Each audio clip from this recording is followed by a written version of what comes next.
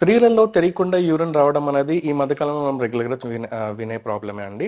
దీనికి గల కారణాలు అంటే ఇది 2 రకాలుగా లేకపోతే ఒక 4 రకాలుగా చెప్పొచ్చు.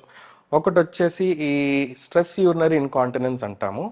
అంటే ఎప్పుడన్నా తుమ్మినా, దగ్గినా, నవ్వినా, కూర్చొని లేసినా, కొంచెం పొట్టలో ప్రెషర్ పెరిగినప్పుడు ఒకవేళ గనక యూరిన్ బయటకొస్తుంది అంటే అది స్ట్రెస్ యూరినరీ ఇన్‌కాంటినెన్స్ అంటాం. అది కాకుండా అర్జ్ యూరినరీ ఇన్‌కాంటినెన్స్ అంటాం. అంటే అర్జెన్సీ లాగా. ఇప్పుడు పేషెంట్ లేకపోతే ఎవరైతే ఉన్నారో ఆడవాళ్ళు జస్ట్ యూరిన్ బాత్రూమ్ వరకు వెళ్ళక ముందే కొంచెం అర్జెంట్‌గా వచ్చేసి బయటకి పడిపోవడం. ఇది అర్జ్ యూరినరీ ఇన్‌కాంటినెన్స్ అంటాం.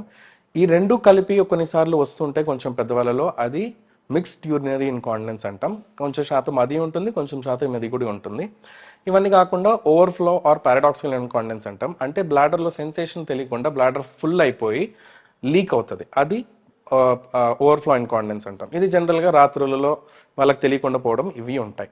సరే దీనికి గల కారణాలు మనం ఆలోచిస్తే స్ట్రెస్ యూరినరీ ఇన్‌కాంటినెన్స్ గానీ, అర్జ్ యూరినరీ ఇన్‌కాంటినెన్స్ గానీ జనరల్‌గా యంగ్ పీపుల్‌లో వాళ్ళకి ఎలా ఉంటుందంటే ప్రెగ్నెన్సీస్ అంటే నార్మల్ డెలివరీస్ అయినప్పుడు కొంచెం పెల్విక్ ఫ్లోర్ మజిల్స్ ఇవన్నీ కొంచెము లూజ్ అవుతాయి.